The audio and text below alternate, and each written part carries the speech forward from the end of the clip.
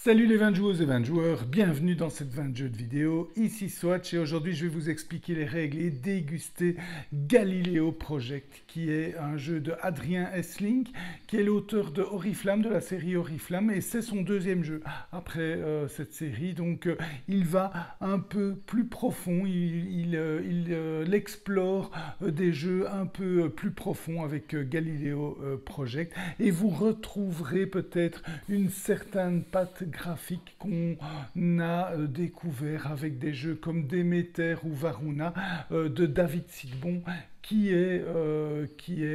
une nouvelle fois illustre un jeu de Sorry We Are French puisque c'est l'éditeur français qui publie Galileo, un jeu de 2 à 4 joueurs d'une durée plus ou moins de 30 minutes par joueur, voire moins, oui, de complexité intermédiaire, donc, et en même temps profond. Donc c'est un vrai coup de cœur pour nous, ce Galileo Project, et on est vraiment très très content de vous le présenter en avant-première de Essen. Puisqu'il sortira à Essen cette année et on a eu la chance d'y jouer et en plus on adore, donc c'est vraiment très chouette de pouvoir vous présenter un jeu en avant-première, en plus un bon jeu, qui j'espère vous titillera et vous donnera envie d'essayer si vous allez au salon d'Essen, de l'essayer parce qu'il est vraiment très bien. Donc c'est un jeu, le thème c'est l'exploration spatiale, les hommes ont terraformé Mars et doivent encore aller explorer d'autres planètes et ils ont jeté leur dévolu sur 4 satellites de Jupiter, Io, Europe, Callisto et Ganymède. Et vous savez qui a découvert, qui a observé pour la première fois ces 4 satellites de Jupiter en 1610, quelque part par là, depuis son observatoire italien. C'est évidemment Galilée. Donc voilà, d'où le nom Galileo Project. Un jeu, donc comme je vous ai dit, intermédiaire, mais simple, donc au choix assez simple, mais très profond, avec de la planification, de la stratégie, des choix tactiques et stratégiques, pas mal de variétés, beaucoup de cartes différentes, beaucoup de capacités à gagner, de PV à gagner. Vous allez avoir des objectifs pour tout le monde, mais vous allez aussi pouvoir gagner des cartes qui vont vous donner des PV supplémentaires en fonction de certaines conditions.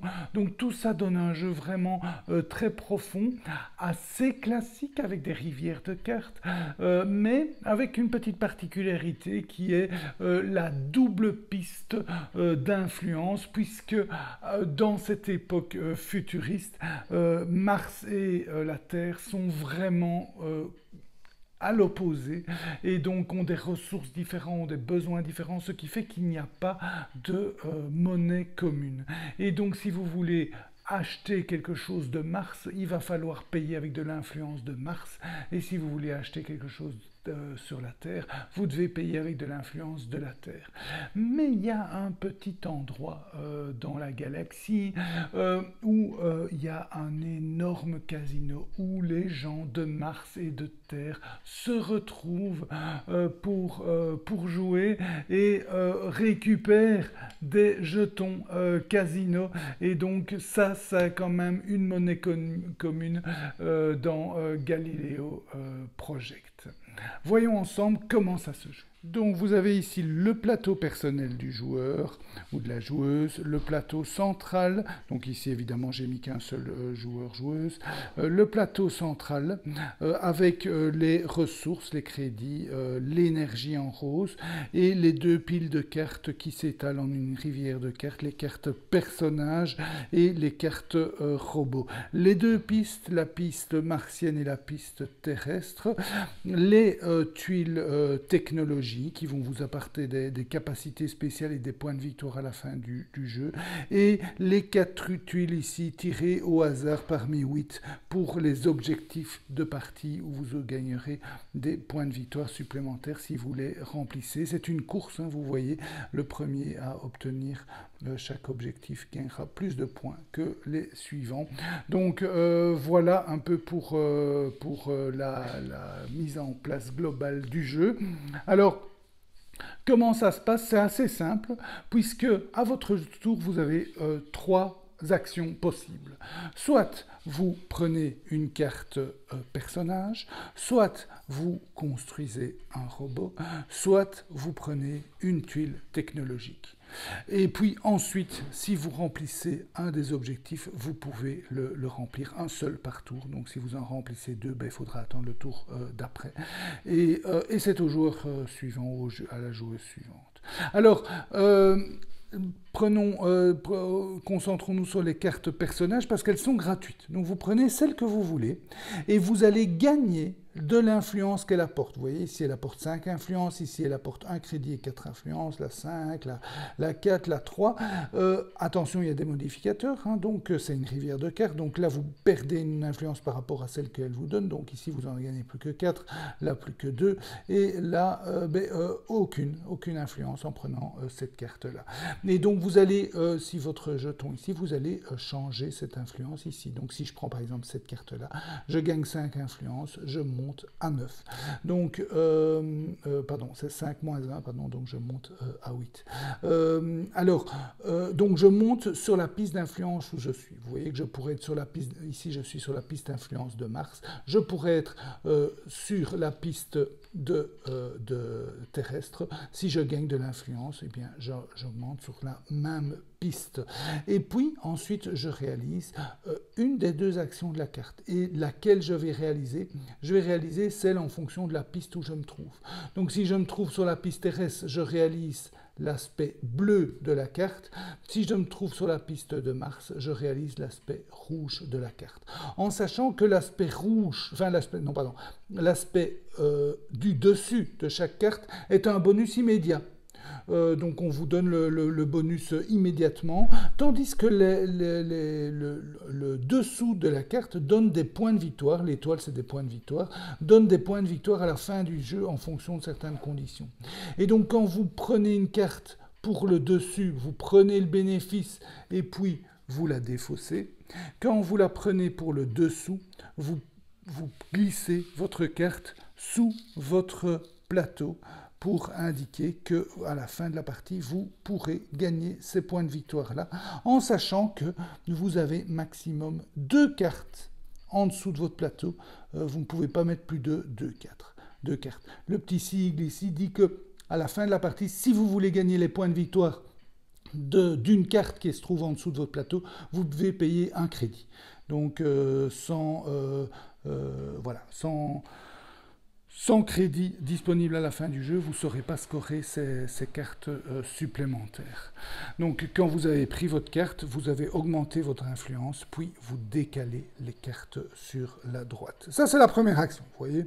Je prends une carte personnage, je reçois l'influence qu'elle donne sur la piste où je suis. Si jamais je suis sur 0, je choisis vers quelle piste je vais, en sachant que si, par exemple, j'avance sur la piste de Mars, je devrais prendre un des bonus rouges d'une des cartes. Je ne pourrais pas prendre un bonus bleu et inversement si je choisis l'autre piste. Donc j'augmente mon influence, je prends le bénéfice associé à la piste sur laquelle je me trouve, et soit je défausse la carte, soit, si c'est des points de victoire à la fin du jeu, je glisse la carte sous mon plateau. La deuxième action que je peux faire, c'est construire un robot. Alors pour construire un robot, je dois payer l'influence qui se trouve en haut à gauche de mon robot, dans la couleur de mon robot. Donc ça, c'est de l'influence de Mars. Donc ici, ben voilà, je peux payer 4 et prendre ce robot-là. Celui-là et celui-là, ben je ne peux pas puisque j'ai que de l'influence de Mars. Je ne sais pas acheter ces robots-là.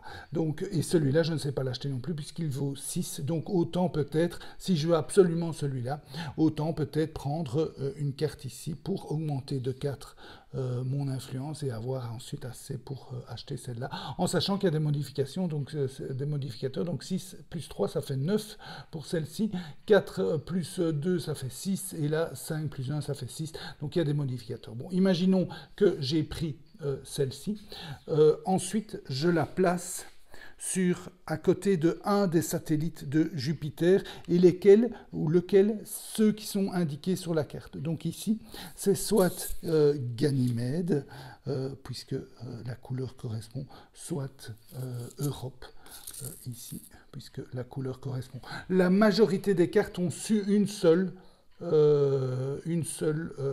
un seul satellite de dessiner, mais certains ont deux, donc on peut choisir.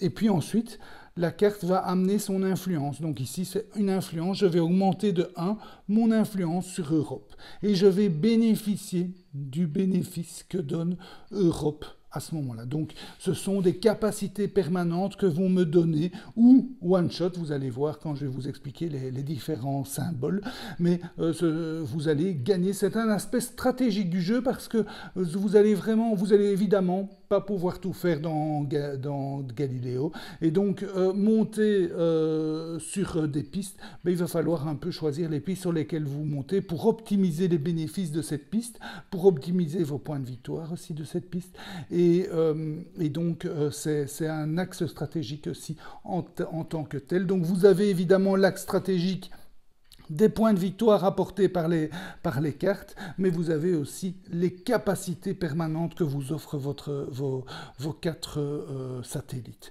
Donc voilà, et en plus, la carte, le robot, va me donner un bénéfice direct. Et ce bénéfice va dépendre du nombre de cartes de ce type.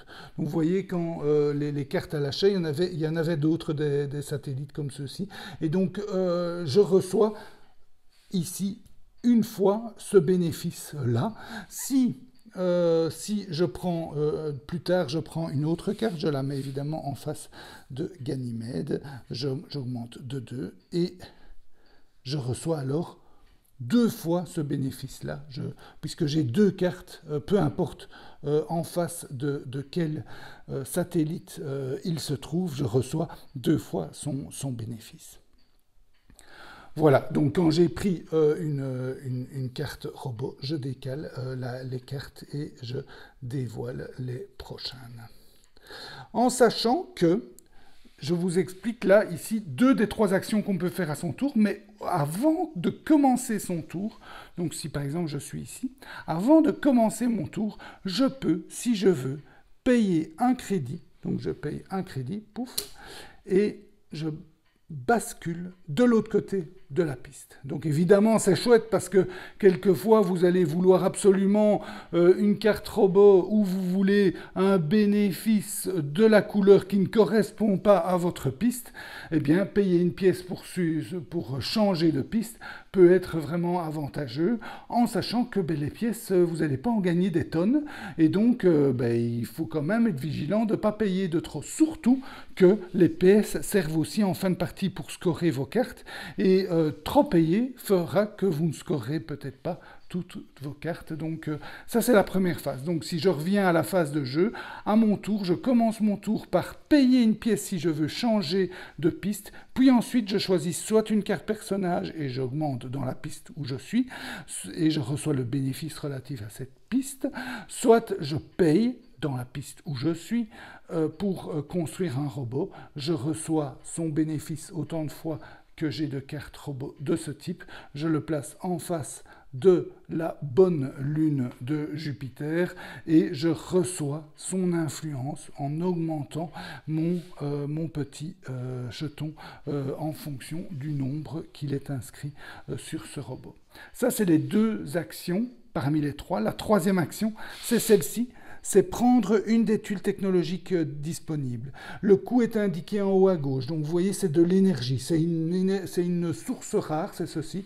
J'en profite pour vous parler un petit peu du matériel, parce que je trouve que ces petits morceaux de bois imprimés sont d'une jolie beauté, vous voyez. Et c'est pas que ça, bon évidemment les jetons Casino sont assez sympas, mais votre jeton sur la piste est imprimé aussi comme ça. Vous avez tous vos petits jetons, vous voyez, qui sont imprimés. Les jetons comme ceci, ce sont des jetons en bois imprimés. Et vous avez aussi les petits jetons score qui sont imprimés. Donc c'est assez joli, c'est assez sympa à jouer avec ce matériel-là. Donc, 1, je change. 2, soit j'achète, soit je prends, soit j'achète, soit je paye de l'énergie pour une technologie. Ici, une énergie, une pièce. Ici, trois énergies, une pièce. Et deux énergies, trois pièces. Et je reçois les points de victoire à la fin du jeu et je reçois soit un bénéfice permanent, soit un bénéfice immédiat de ma technologie. Ça, c'est la troisième action. Donc, à mon tour, soit une carte personnage, soit un robot, soit une technologie. Et quand j'ai fini mon tour, je peux, si je réalise un de ces objectifs, je peux mettre mon jeton sur l'emplacement le plus à gauche pour réaliser mon objectif, en sachant que je peux payer une énergie pour diminuer l'objectif de une unité. Donc par exemple ici, c'est avoir les quatre technologies devant soi. On peut avoir qu'une technologie de chacun des quatre types, en sachant qu'il y en a 8 en tout, puisqu'ils sont recto-verso. Donc vous, là aussi, vous allez pouvoir avoir de la variété dans vos parties. Et les objectifs, vous en avez 4 sur 8 à chaque partie. Évidemment, les cartes arrivent au hasard. Donc la variété dans les parties de Galiléo sont assurées. Et donc, si par exemple ici, vous devez en avoir 4, si vous en avez 3 et que vous payez une énergie, vous pouvez mettre votre jeton score là, puisque vous pouvez diminuer de 1 la condition de chaque objectif. Voilà pour le tour de jeu. Et quand se finit un jeu, donc chacun joue à son tour, change éventuellement son jeton, choisit une des 3 actions, prend éventuellement un objectif, et puis c'est au joueur suivant, au joueur ou à la joueuse suivante, en sachant que le jeu se termine soit quand on retourne la dernière carte personnage, donc que la pile personnage ici n'en a plus, est vide, alors on termine le tour en cours et c'est fini.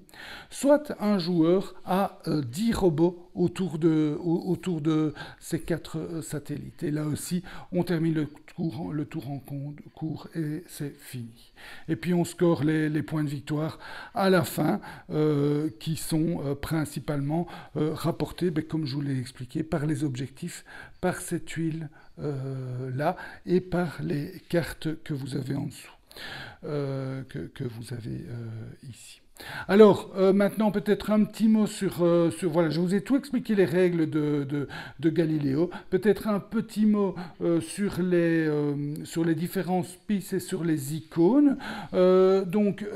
Ici, si vous augmentez sur Europa, eh bien, vous allez gagner, vous voyez, Europa vous permet de gagner des ressources d'énergie, donc ces ressources rares, et vous donne des points de victoire à la fin. Donc ça aussi, ces pistes-là vous rapportent des points de victoire à la fin. Quand vous arrivez au maximum, chaque fois que vous devez payer de l'énergie, vous devez en payer une en moins.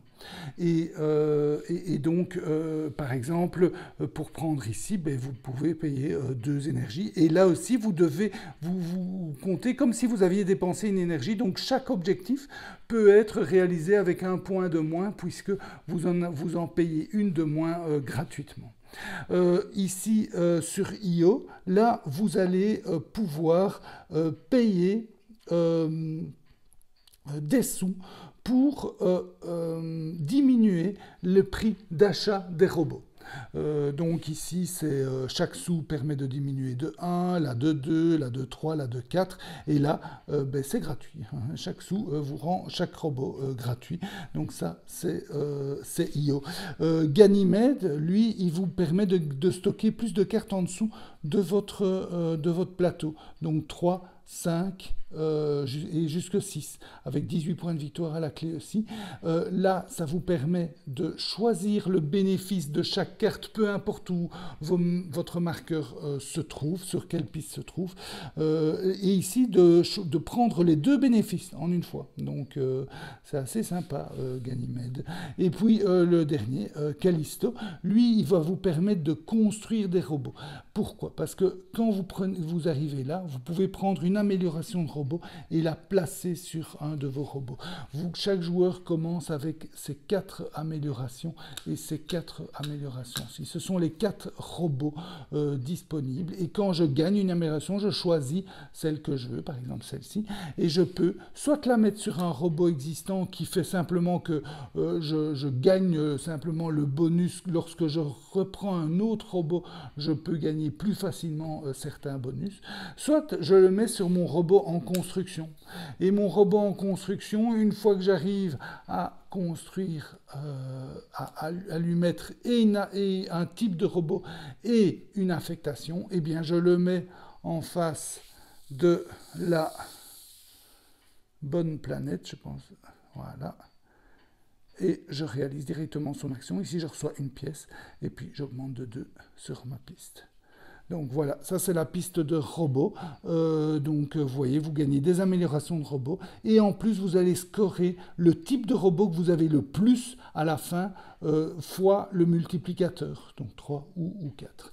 Voilà pour les pistes. Donc vous voyez un peu la stratégie. Ici vous avez une stratégie robot, ici vous avez une stratégie carte personnage, ici vous avez une stratégie technologie et ressources énergétiques et objectifs aussi évidemment. Et ici vous avez plutôt une stratégie aussi robot qui vous rend les robots pas assez faciles à acquérir. Donc voilà un petit peu pour ces pistes qui vont vous orienter par rapport aux objectifs, puisque ici ben voilà vous êtes le premier à avoir 4 personnages en dessous de son plateau qui peut revendiquer cet objectif-là. Ici, il faut avoir 4 améliorations de robots, ici 4 technologies, et ici 7 robots, soit 7 bleus, soit 7 rouges, hein, donc les robots bleus ou les robots rouges. Et dès qu'on réalise un objectif, on le marque, enfin on marque son marqueur en face. Donc voilà, et alors les bonus des cartes, eh bien vous voyez, vous ici, vous gagnez 2 points de victoire par objectif que vous avez réussi. Ici, vous gagnez 1 point de victoire par niveau 5 des cartes. Donc, vous voyez, les cartes, ils ont des niveaux, 3, 2, etc. Mais vous avez des fois des objectifs qui ajoutent des niveaux. Vous voyez, ici, vous ajoutez 2 fois un niveau sur 2 cartes différentes. Donc, vous allez transformer ici, par exemple, le 2 en 3 et ici, sur le 2 en 3. Et progressivement, vous pourrez arriver aussi à des valeurs de 5, hein, donc 1 point de victoire par 5, etc.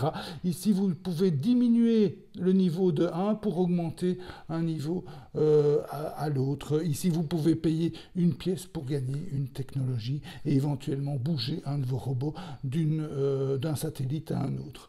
Donc voilà, alors les robots, eux, ils ont aussi des bénéfices. Celui-ci, il augmente aussi le niveau d'un robot, hein, donc aussi avec ces jetons-là, évidemment, quand on augmente la valeur d'un robot, imaginons que celui-ci passe à 3, eh bien on va augmenter de 3 le niveau ici. Hein, et si on déplace un robot vers une autre planète, eh bien on diminue de 3 et on augmente à l'autre planète de 3. Hein, et donc on reçoit les bénéfices équivalents. Ici, vous gagnez des bonus de robots. Ici, vous allez pouvoir prendre le bénéfice d'une des cartes qui se trouve là. Le premier prend le bénéfice de la première carte, vous choisissez un des deux. La deuxième carte de ce type-là, vous pouvez choisir parmi les 2 premières cartes. La troisième carte vous permet de choisir parmi les 3 cartes, etc. Ici, la première carte de ce robot de ce type-là vous donne une amélioration de plus 1, puis c'est plus 2, plus 3, plus 4. Pour le satellite, là c'est les pièces, même chose, 1, 2, 3, 4. Et les satellites vous permettent de choisir, ici le premier satellite vous permet de gagner une énergie, le deuxième vous permet d'augmenter votre influence sur la piste où vous êtes de 3, etc. Donc vous allez gagner des pièces, en sachant que à chaque partie vous pouvez le mettre sur la face que que vous voulez. Donc voilà, ce qui donne ainsi pas mal de variables. Et voilà, c'était l'explication des règles et la dégustation de Galiléo. Un jeu vraiment qu'on a apprécié chez 20 jeux, un jeu de poids intermédiaire mais quand même profond. Des choix assez simples, vous avez une action sur 3 que vous devez choisir et quand vous choisissez votre action, ben, les choix ne sont pas non plus fantastiques, il n'y a pas énormément de choix, donc les choix assez simples, donc un rythme dans la partie, la partie est assez rythmée, rapide, mais profond, stratégique. Vous allez progresser sur les pistes, sur les quatre satellites qui vont vous donner une orientation stratégique. Vous allez gagner des technologies qui vont vous donner des capacités. Vous allez acheter des cartes, recevoir des cartes personnages qui vont vous donner des points de victoire en fonction de certains éléments, qui vont aussi vous donner une certaine vision long terme. Et puis vous avez évidemment les objectifs de la partie ou que vous allez vouloir remplir en sachant que c'est assez bien fait ces objectifs parce que non seulement ils sont variés, il y en a 8 différents, donc à chaque partie il y en a 4 parmi ces 8 qui seront tirés au sort, mais en plus ils rapportent différemment, donc l'objectif qui est mis par hasard le plus haut rapporte 6 points tandis que pour le premier joueur, tandis que le dernier ne rapporte que 4 points. Donc finalement, vous allez être tenté de plutôt viser le premier objectif. Oui, mais si tout le monde vise le premier objectif, vous allez peut-être y arriver après les autres. Donc pas mal de choix et puis pas mal de variétés. Donc ça, c'est vraiment très chouette. Les objectifs qui changent, les technologies qui changent, les cartes qui arrivent de manière différente. Donc pas mal de variétés qui donnent envie de revenir. Mais c'est un jeu très mécanique, hein, donc le thème des 4, oui ok on voit les quatre satellites de Jupiter, mais bon, le thème, on n'y est pas tellement, on est plus, ok, je vais gagner une amélioration, je vais gagner des crédits, donc on est plus dans de la mécanique pure que dans un thème qui transporte et qui fait rêver. Mais si ça ne vous dérange pas, le jeu est vraiment très sympa, surtout qu'il reste abordable. Hein. Moi, il me fait un petit peu penser à Paladin, mais Paladin est beaucoup plus complexe, apporte aussi plus de variété avec ses personnages qu'on va placer, les personnages de couleur, il n'y a pas tout ça ici dans Galiléo, donc on est à du plus simple. Il y a quand même une certaine originalité avec ces 2 pistes Mars-Terre qu'il va falloir gérer, anticiper ce que vous voulez, payer éventuellement, donc gérer vos crédits. Voilà, tout ça donne un jeu vraiment très chouette et très addictif qui donne envie d'y revenir. Voilà, c'était l'explication des règles dégustées de Galiléo. J'espère qu'elle vous a plu. Si elle vous a plu, n'hésitez pas à vous abonner à la chaîne. Je vous souhaite de bien vous amuser. Santé et à bientôt.